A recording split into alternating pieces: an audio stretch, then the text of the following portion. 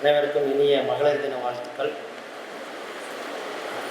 இலக்கிய கூட்டம் என்றாலே குறைவானவர் தான் இருப்பார்கள் என்பதற்கு பொய்ப்பிக்கும் வகையில் நிறைய நண்பர்கள் வந்துள்ளது மிக மகிழ்ச்சி அளிக்கிறது. இந்த நாவலுக்குள்ளே போயிடலாம். இந்த புத்தகம் வாங்கி கிட்டத்தட்ட ஒரு 3 ஆண்டுகள் ஆகிறது. சென்னையை சேர்ந்த ராஜா சந்திரசேகரன் ஒரு இயக்குனர் இருக்கார், கவிஞர். அவர் தான் சென்னை புத்தக திருவிழாவில் இந்த வருஷம் எந்த புது புத்தகம் வந்தாலும் நாங்கள் 2 பேர் பேசிக்க எந்த புத்தகம் வாங்கலாம் அப்படின்னு. அப்புறம் அவர் தான் சொன்னார், 2023 சென்னையில் போகும்போது செந்தில்குமார்னு உங்கள் ஊருக்கார் இருக்கார் தெரியுமா அப்படின்னு சொல்லி கேட்டாங்க. இல்லைங்க சார் அப்படின்னு. அவசியம் நீங்கள் வாசிக்கணும் அப்படின்னு சொல்லிட்டு இந்த புத்தகங்களை சஜஸ்ட் பண்ணாங்க. மேக்ஸிமம் இந்த ஒரு எல்லா புத்தகங்களுமே படிச்சிட்டேன். ஆராய்ச்சார் முதல் கொண்டு எல்லா புத்தகங்களுமே படிச்சிட்டேன். இந்த புத்தகத்தை தோழர் பாரதிவாசன் அவர்கள் ஜோசியத்தில் கிளி சீட் எடுத்து கொடுக்குற மாதிரி இந்த புத்தகத்தை நீங்கள் வாசிக்கணும்னு கேட்டார். தாராளமாக வாசிக்கிறேன் சார் அப்படின்னு சொன்னேன். பொதுவாக சுந்தர ராமசாமி சொல்லுவார், கண்டதும் கற்றான் பண்டிதன் ஆகலான்னு சொல்லுவது பொய்யே. முதல்ல குறிப்பிட்ட புத்தகங்களை நீங்கள் தேர்ந்தெடுத்து படிக்க கற்றுக்கணும், அப்போ தான் நீங்கள் பண்டிதன் ஆக முடியும் அப்படின்னு சொல்லி சொல்லுவாங்க. முதல் விஷயம் பார்த்தீங்கன்னா இந்த மொழிபெயர்ப்பு. இந்த கேஆர் மீராவோட அப்படியே அச்சு அசலாக கொண்டு நம்மளுக்கு கொடுத்தது மொழிபெயர்ப்பாளர் திரு செந்தில்குமார் சார் அவர்களுக்கு மிக்க நன்றியை தெரிவித்துள்ளேன்.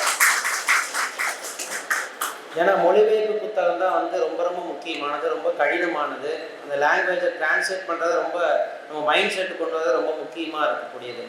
அதை ரொம்ப வசீகரமாக கொடுக்கணும், அந்த எழுத்தாளர் சொன்ன இன்டெலெக்சுவலாக கொடுக்கணும், சைக்காலஜிக்கலாக கொடுக்கணும். எல்லாமே கொடுக்கும்போது தான் அந்த புத்தகங்கள் ரொம்ப முக்கியமாக இருக்குது படிக்கிறவங்களுக்கு. கபர் அப்படின்னு சொன்னாலே பார்த்திங்கன்னா ஒரு இஸ்லாமியரோட கல்லறை, அதுதான் கபர் அப்படின்னு சொல்லி சொல்கிறாங்க. இதை பார்த்தோன்னே ஏதோ மதம் சார்ந்த புத்தகமாக நினைக்கக்கூடாது, கண்டிப்பாக ஒரு மாற்றம் சார்ந்த புத்தகமாக இந்த புத்தகத்தை நான் பார்க்குறேன். கல்லறை அப்படின்னு சொன்னோன்னே நம்ம எல்லாருமே தெரிஞ்சிருக்கோம், ஒரு இறந்தவர்களுடைய கல்லறை. அப்போ நமக்கான ஆசைகள் தேவைகள் எல்லாத்தையுமே நாம் ஒவ்வொருத்தருமே புதைச்சிட்டே வர்றோம். எண்ணங்களை புதைத்து கொள்கிறோம். ஒன்று அடுத்தவங்க புதைப்பாங்க, நம்மளே நாமே புதைச்சிக்குவோம். அப்படிதான் இந்த கபர் நாவல் படிக்கும்போது நான் பார்த்தேன். ஒருத்தருக்கு செய்யக்கூடிய உதவியை திருப்பி செய்கிறது கைமாறு கிடையாது. ஒருத்தவங்களை புரிஞ்சுக்கும் போது தான் ஒருத்தவங்களோட பரிபூர்ணத்துவம் முழுமையடையுது அப்படின்னு சொல்லி தான் இந்த நாவல் முதல்லேருந்து ஆரம்பத்துலேருந்து வந்துட்டே இருக்குது. குறிப்பாக பெண்கள், தினம் தினம் பெண்கள் தங்களுடைய ஆசிரியர்களை கல்லறைகளை புதைத்துக் கொள்கிறார்கள். திரும்ப மீட்டெடுக்க முடியுமானா அவங்களாலே முடியாது. அப்படிதான் ஒரு சில நிகழ்வுகள் இந்த புத்தகத்தில் இருக்கிறது. குறிப்பாக காதலுக்கு மனம் இருக்கிறதா அப்படிங்கிறத படிக்கும்போது இந்த எட்வர்ட் ரோஸ் மலர் அப்படிங்கிற ஒரு பூக்களுடைய மனம் எப்படி இருக்குன்னு எனக்கு தெரியாது. ஆனால் ஒவ்வொரு அத்தியாயத்தையும் படிக்கும்போது அந்த மலரின் வாசனை அந்த ஒவ்வொரு அத்தியாயம் முடிக்கும் போது எனக்கு வந்துட்டே இருந்துச்சு. இந்த புத்தகத்தின் கதை நாயகின்னு பார்த்தீங்கன்னா பாவனா அப்படிங்கிறவங்க ஒரு ஜட்ஜு, ஒரு நீதிபதி. இந்த நிகழ்வுக்கான நீதிபதியும் தலைமை நீதிபதியான திக்குன்னு இருந்துச்சு. பரவாயில்ல, இந்த புத்தகத்தை சரியான ஒரு நபரை தேர்ந்தெடுத்து நிறுத்துங்க அப்படின்னு சொல்லுவாங்க. பொதுவாக ஒரு கல்கியோட ஒரு கதை ஒன்று இருக்கும். என்னென்னா, ஒரு கல்யாண வீட்டில் ஒரு ஆணும் பெண்ணும் சந்திப்பாங்க. நான் சொல்கிறது 1935. கல்யாண வீட்டில் சந்திச்சோன்னே அந்த ஆண் அந்த பெண்ணை பார்க்குறான், சிரிக்கிறான், எல்லாம் பண்ணுறான். ஒரு 2 நாள் இருக்காங்க. 2ஆவது நாள் முடியும் போல ஒரு லெட்ரு அந்த பொண்ணுகிட்ட கொடுத்துட்றான். அந்த பொண்ணுக்கு ஆசை தான் அந்த ஆண் மேலே. அதை பார்த்ததே அந்த பொண்ணு ஓன்னு அழுகிறான். இப்போ அந்த பையன் பயந்துட்டு போயிடுறான். அப்போ அவன் தோழி கேட்குறாங்க, ஏமா அழுத அப்படின்னு சொன்னால், அந்த பையன் எனக்கு பிடிக்கல, இல்லை பிடிச்சிருக்கு, எனக்கு இந்த என்ன எழுதிருக்கு எனக்கு படிக்க தெரியல, அதை நினச்சி நான் அழுகிறேன் அப்படின்னு சொல்லிட்டு அந்த கல்கி எழுதிப்பார். கிட்டத்தட்ட ஒரு 1935. அப்போ ஒரு பெண் கல்வி மறுக்கப்பட்டதுக்கான ஒரு பெரிய ஒரு கல்வெட்டாக அந்த காலகட்டங்கள் இருந்ததை நான் பார்க்குறேன். இந்த பெண்மணியும் அப்படித்தான். காதலித்து மனம் புரிந்து கொள்வார்கள். மனம் புரிந்த உடனே அவங்களோட பையன், குழந்தை பிறக்கும் பையன், அந்த பையன் ஒரு ஹைப்பர் ஆக்டிவ் சைல்டாக பிறப்பான். அதாவது ஆட்டிசம் குழந்தை மாதிரி ஹைப்பர் ஆக்டிவ். அதனாலே அந்த கணவர் இவங்களை விட்டு பிரிஞ்சு போயிடுவாங்க. ஸோ சிங்கிள் பேரண்ட்டாக அந்த குழந்தைய வளர்க்க ஆரம்பிப்பாங்க. சிங்கிள் பேரண்ட்டாக இருந்தால் காலையில் போயிட்டு சாயந்தரம் வர வேலைக்கு போகணும். அதனால் நான் நீதிபதி தேர்வு எழுதி நீதிபதி ஆகிட்டேன்னா எனக்கு 2 அசிஸ்டன்ட் கிடைப்பாங்க. அந்த அசிஸ்டன்ட் மூலிமா இந்த குழந்தைய நான் பார்த்துக்கலாம் அப்படின்னு சொல்லிட்டு தான் அந்த கதைகள் ஆரம்பிக்கும். ஓ ஹென்ரி டச் அப்படின்னு சொல்லிட்டு சொல்லுவாங்க. இன்னைக்கு கூட சு வேணுகோபால் ஹிந்துவில் ஒரு கதையில் சொல்லியிருப்பாரு, எதிர்பாராத திருப்பம் வர்றது தான் ஒரு ஹென்ரி டச். இந்த அத்தியாயம் வந்து பார்த்தீங்கன்னா 7 அத்தியாயம்லாம் இந்த கதைகளில் வருது. முதல்ல வந்து அந்த நீதிபதி வந்து கபர் அப்படிங்கிற ஒரு வழக்கை வந்து அவங்க கோர்ட்டு கேஸ் ஆகும். இந்த கபர் அப்படின்னு என்னன்னு பார்த்தீங்கன்னா ஒரு குடும்பம் சார்ந்த வழக்கு. அதாவது 3 பேர் சேர்ந்து ஒரு ட்ரஸ்ட்டுக்கு வந்து சொத்தை வித்துருவாங்க, அந்த இடத்த, பூர்வீக இடத்த. அதில் ஒருத்தர் வந்து அந்த கபருங்கிற சமாதி வந்து அந்த இடத்துக்கு இடையில இருக்கும். அப்போ அதனால் அந்த இடத்த விற்கக்கூடாது, அந்த பகுதி எனக்கு சேர்ந்தது அப்படின்னு சொல்லி ஒரு கேஸ் போட்டிருப்பாங்க. அந்த வழக்கை வந்து அந்த நீதிபதி இருந்து விசாரிக்க வர்றாரு. அந்த வழக்கை போட்டவர் யாருன்னு பார்த்தீங்கன்னா அந்த காக்கசேரி அந்த கயாலுதல் அப்படின்னு சொல்லிட்டு, அவர் வந்து சில மாந்திரிகமெல்லாம் அவருக்கு தெரியும், ஒரு கண்கட்டு வித்தை அப்படின்னு சொல்லிட்டு. இந்த வழக்கு ஆரம்பிக்கும் போது அந்த டேபிளில் வந்து அந்த ஜட்ஜு உட்காருவாங்க. அவங்களுடைய யோகேஸ்வரன் மாமா அப்படிங்கிற ஒருத்தர் கேரக்டர் வந்து இன்ட்ரடியூஸ் பண்ணுறாங்க. அவரும் இப்படி தான் வந்து பார்த்தீங்கன்னா அவங்க குடும்பத்தில் எல்லாருமே வயதான பிறகு எல்லாருமே காசிக்கு போய் இறந்துருவாங்க, திரும்பி வரமாட்டாங்க. அப்போ அந்த யோகேஸ்வரன் மாமா வந்து காசிக்கு போனவர் கொஞ்ச நாள் கழிச்சு என்ன பண்ணுறாரு, திரும்பி வர்றாரு. திரும்பி வரும்போது என்னென்னா ஒரு 2 தேவதைகளோட நான் அந்த வீட்டுக்கு திரும்பி வர்றாரு. அந்த குடும்பமே வியப்பாக பார்க்குது, இதுவரை காசிக்கு போன யாருமே திரும்ப வந்ததில் இவர் தான் வந்திருக்காரு. அந்த தேவதைகளோட காலை பார்க்குறாங்க, 2 பேருக்கு கால் வந்து தரையிலே முட்டல. அதுலேருந்து அந்த குடும்பத்தாருக்கு வந்து அவங்க மேலே ஒரு பெரிய ஒரு கோபம், ஒரு பேய் வந்துருச்சோம் அப்படின்னு கூட ஒரு மாய யதார்த்தமாக இந்த நாவல் வந்து நகர்ந்துட்டே இருக்குது. அப்போ வந்து அந்த 5 வயது இவங்களோட பையன் வந்து ஸ்கூலில் படிப்பாங்க. 4 மணி ப்ரோக்ரஸ் ரிப்போர்ட்டில் கையெழுத்து போடணும். சரி, முதல் வழக்கை இந்த வழக்கு எடுத்து விசாரித்து முடிச்சுட்டு சாயந்தரம் போய் கையெழுத்து போடலாம் அப்படின்னு நினைக்கும் போது அந்த அந்த பெண்மணி நீதிபதியாக இருக்கிறவங்களுக்கு வந்து பார்த்தீங்கன்னா பெரிய ஒரு தலைவலி வரும். திடீர்னு பேனாவெலாம் பாம்பாக மாறும். ஒரு கண்கட்டு வித்தை வந்துகிட்டே இருக்கும். திடீர்னு மயக்கம் போட்டு கீழே விழுந்துருவாங்க. அப்புறம் எல்லாம் சேம்பரை தூக்கிட்டு போவாங்க. அங்கே போய் அவங்களுடைய ஃப்ளாஷ்பேக் ஞாபகத்துக்கு வந்துகிட்டே இருக்கும். அந்த யோகேஸ்வரன் மாமாவோட ஃப்ளாஷ்பேக் வரும். அவங்க அப்பாவை பற்றியான நிகழ்வுகள் வரும். அவங்க அப்பா அம்மாவும் பார்த்தீங்கன்னா 36 வருஷத்துக்கு அப்புறம் பிரிஞ்சு போயிருப்பாங்க. அவங்க அப்பா அம்மா வந்து அவங்க அப்பா வந்து ஆஃபீஸில் பக்கத்தில் தான் வேலை. ஆனால் அவங்க அம்மா வந்து எல்லா வீட்டு வேலையும் செஞ்சு 2 மணி நேரம் கழித்து ஆஃபீஸ் போகிற வேலையாக இருக்கும். அதுலேருந்து பிரிஞ்சுட்டே இருப்பாங்க. இந்த பெண்மணிக்கு இதே பிரச்சனை. கணவர் வந்து இந்த குழந்தையை விட்டு போயிடுவார். அப்போ அந்த அவங்க அம்மா ஒரு முக்கியமான ஒரு வார்த்தையை சொல்லுவாங்க. இது இந்த காலத்துக்கு பொருந்தக்கூடிய வார்த்தை. தாகூர் சொன்ன மேற்கோள். அதாவது கூண்டுக்குள்ள ஒரு பறவை இருந்துச்சு அப்படின்னா உட்காரத்துக்கு கம்பி கிடைக்கும், சாப்பாடு கிடைக்கும், ஆனால் சிறகு விரிக்கிறதுக்கு இடம் கிடைக்காது. ஆனால் இந்த கூண்டை விட்டு வெளியே பறந்து போனீங்கன்னா சிறகு விரிக்கலாம், ஆனால் கம்பிகள் உட்கார கிடைக்காது. உனக்கான வாழ்க்கையை வந்து நீயே முடிவு பண்ணிக்க அப்படின்னு சொல்லி அந்த அம்மா சொல்கிறதா சொல்லுவாங்க. இந்த கதையில் வந்து அம்மா வந்து ஒரு முக்கிய பங்காற்றாங்க அந்த பெண்மணிக்கு. ஒரு நீதி கிடைக்கிறவங்க வந்து பார்த்தீங்கன்னா நீ ஒரு நீதிபதி ஸ்தானத்தில் இருக்கிற, உன்னுடைய நீதி வந்து பணக்காரருக்கும் ஒரே மாதிரி இருக்கணும், ஏழைகளுக்கும் ஒரே மாதிரி இருக்கணும் அப்படின்னு சொல்லிட்டு அந்த லெசனை வந்து அவங்க தான் வந்து டீச் பண்ணுறாங்க. அவங்க அப்பாவுக்கு அம்மாவுக்கு ஒரு சின்ன சண்டை வந்திருக்கு. என்னன்னு பார்த்தீங்கன்னா சாதாரண சண்டை.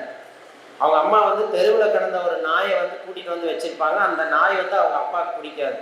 இப்போ 2 பேர்த்துக்கு வாக்குவாதம் வந்திருக்கும். என்னன்னு பார்த்தீங்கன்னா நான் முக்கியமாக இந்த நாய் முக்கியமானு சொல்லி அவங்க அப்பா கேட்பாரு. எனக்கு இந்த நாய் தான் முக்கியம்னு சொல்லிட்டு அவங்க வந்து தூக்கிட்டு போயிடுவாங்க. இப்போ அதுலேருந்து அவங்க வந்து பிரிஞ்சு வாழ ஆரம்பிச்சிடுவாங்க. இன்றைக்கி கூட ஒரு செய்தி வந்துச்சு, ஏதோ ஒரு ஊரில் பழைய சாம்பாரை கணவனுக்கு ஊற்றுனதுனால 2 பேர்த்து சண்டை வந்து அடிச்சுட்டாங்க அப்படிங்கிற மாதிரி கூட இன்றைக்கி ஒரு கிளாஸ் நியூஸ். இதை படிக்கும்போது அதுதான் ஞாபகத்துக்கு வருது. அப்போது பிரமோத் அப்படிங்கிறவர் வந்து இவங்க லவ் மேரேஜ் பண்ணிக்கிறாங்க. இந்த கதையின் நாயகி பாவனா.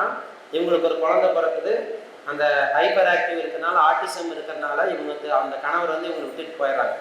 பொதுவாகவே ஒரு 90கள்லேருந்து இப்போ வரைக்கும் இருக்கிற நடைமுறை என்னன்னு பார்த்தீங்கன்னா, குடும்பத்தில் ஏதாவது சண்டை வந்துச்சு அப்படின்னா ஆண் வந்து பிரிஞ்சு போயிடுவான். அது ஒரு பழிவாங்கிற மாதிரி ஒரு பெண்மணிக்கு கொடுக்கக்கூடிய மிகப்பெரிய பழிவாங்கல் அதுதான். நான் இல்லாமல் நீ வாழ்ந்து பார்த்துருவியா? ஏன்னா நான் ஒருத்தர் தான் வேலைக்கு போவேன். அந்த காலத்தில் பெண்கள் யாரும் வேலைக்கு போக மாட்டாங்க.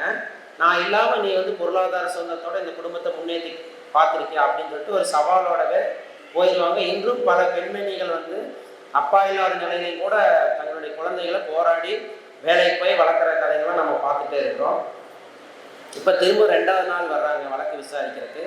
மீண்டும் அந்த வழக்கு வந்து விசாரிக்கும் போது வந்து ஏதோ ஒரு இணைஞ்சல் வந்துகிட்டே இருக்குது. மறுபடியும் வந்து சேம்பருக்கு போயிடுறாங்க, மனசு அப்செட் ஆகி. இப்போ 3வது முறையாக அந்த வழக்கை விசாரிக்க வரும்போது தான் அந்த பர்டிகுலர் பெர்சனை பார்க்கவே கூடாது அப்படிங்கிற எண்ணத்தோடவே அவங்க வந்து இருக்கிறாங்க. ஆனாலும் ஒரு சில டைம் கண்ணு மட்டும் போயிட்டு வருது. அவரை பார்த்தா நம்மளுக்கு ஏதாவது ஒன்று ஆயிருமேன்னு சொல்லி அந்த நீதிபதி வந்து ரொம்ப பயப்படுறாங்க. பயப்பட்ட உடனே இப்போ அந்த கேரக்டர், இப்போ அந்த கண்கட்டு வித்தை செய்கிறான் பார்த்தீங்கன்னா, அவனுடைய கதாபாத்திரத்தை பற்றி சொல்கிறாங்க. அவர் வந்து ஒரு ஆர்கிடெக்டு. ஒரு 40 நாள் வந்து சில மந்திரங்கள் தந்திரங்கள்லாம் படித்து ஜெபிச்சு நிறையாவோட எல்லாத்தோட மைண்ட் ரீடிங்கும் அவருக்கு தெரியும். இப்போ எதிரில் ஒருத்தர் இருந்தாங்க அப்படின்னா அவரை பற்றியான ஒரு அவங்க மனசு என்ன நினைக்கிறாங்க முதல் கொண்டு அவர் சொல்லக்கூடிய ஒரு சக்தி அவருக்கு இருக்குது. ஆனாலும் இந்த நீதிபதி முன்னால் அவருடைய சக்திகள் வந்து படிக்கவில்லை. இந்த நீதிபதி வந்து நீதிகள் சொல்கிறாங்க. சொல்லும் போது அந்த இடம் வந்து போதுமான சாட்சியங்கள் இல்லாததால் அந்த இடத்தை வந்து நான் வந்து இந்த வழக்கை வந்து நான் தள்ளுபடி செய்கிறேன் அப்படின்னு சொல்லி சொல்கிறாங்க. இவங்களுக்கு ஒரு பெருத்த ஏமாற்றம் ஆயிடுச்சு அந்த கண்கட்டு வித்தைக்காரருக்கு.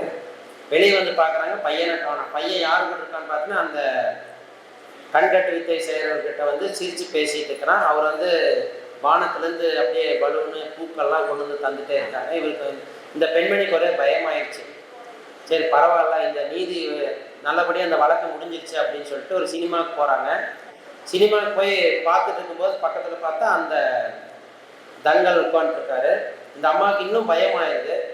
ஏன்னா வந்து நேர்மையாக ஒருத்தர் கூட மோதிரம் கூட நம்ம இது பண்ணிடலாம், ஏதோ கண்கட்டு வித்தை செஞ்சு நம்மளே வந்து மயக்கிடுவாங்களோ அப்படின்னு பயத்தோடு இருக்கும்போது, இப்போ அடுத்ததாக 5ஆவதாக அந்த யோகேஸ்வரன் மாமா வந்து அடிக்கடி வந்துட்டே இருக்காங்க. அந்த யோகேஸ்வரன் மாமாவை எப்படியெல்லாம் வந்து அவங்க குடும்பத்தினரே கொண்டாங்க, அவங்க ஆள்லேயே வச்சு புதைச்சாங்க அப்படிங்கிற ஒரு தகவல்கள்லாம் அவங்களுக்கு வந்துட்டே இருக்குது.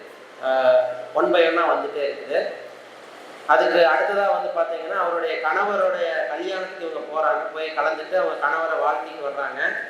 வந்த உடனே வீட்டுக்கு வந்த உடனே பார்த்தீங்கன்னா அந்த தங்கல் இருக்கிறார், காரில் இருக்கிறாரு. மேடம் நான் அவங்களோட 5 நிமிஷம் பேசணும் அப்படிங்கிறாங்க. இந்த பெண்மணிக்கு வழக்கை நல்லபடியாக முடிச்சிட்டோம் அப்படிங்கிற ஒரு தைரியம் இருக்குது. அதனால் இந்த என்ன கண்கட்டத்தை செஞ்சாலும் பார்த்தலாம் நம்மளும் ஒரு கை அப்படின்னு சொல்லிட்டு அந்த வாதி கூடயே போகிறாங்க.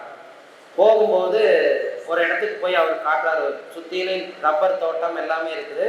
அங்கே ஜேசிபி வச்செல்லாம் இடிச்சிட்டு இருக்கிறாங்க. அப்போ அந்த கபரோட கல்லறை வந்து அந்த நபர் வந்து காட்டுறாரு. அந்த கபரோடைய கல்லறை யாருடையது, அதுதான் வந்து இந்த கதையோட மையமாக வந்து இருக்குது. அந்த அதை நினைத்து அவங்க என்னெல்லாம் நினைக்கிறாங்க, ஒரு மாய யதார்த்த ரீதியாக இந்த கதை வந்து எப்படி அவங்களுக்குள்ள தன்னுடைய சுய பரிசோதனை செய்திருக்கிறாங்க, தன்னுடைய தீர்ப்பு சரியா தவறா, இது எதனால் வந்து அந்த கபருங்கிற கல்லறை அங்கே வந்திருக்குது, அதுக்கு பின்னணியுடைய வரலாறு என்ன, 6ஆம் நூற்றாண்டில் வாழ்ந்த மூதாதையர்களோட வரலாறு என்ன அப்படிங்கிறது அந்த கதைகள் வந்து தெரிஞ்சுக்கிறாங்க. இந்த கதைகள் வந்து அந்த எட்கள் அந்த பூக்களுடைய மலர்கள் வந்து ஒவ்வொரு பகுதிகளையும் வந்துட்டே இருக்குது. கடைசியாக 2 மாதங்கள் வந்து ஸ்டே ஆர்டர் வாங்குற மாதிரி அந்த கதைகள் வந்து நிறைவுறுது. அந்த கபருங்கிற கல்லறை யாருடையது அப்படிங்கிறதும் இந்த புத்தகத்தோட மையம் இறுதி எல்லாமே. இந்த புத்தகம் ஏன் வாசிக்கணும் அப்படின்னு சொன்னோம்னா அந்த லாங்குவேஜுக்காக நீங்கள் வாசிக்கணும்.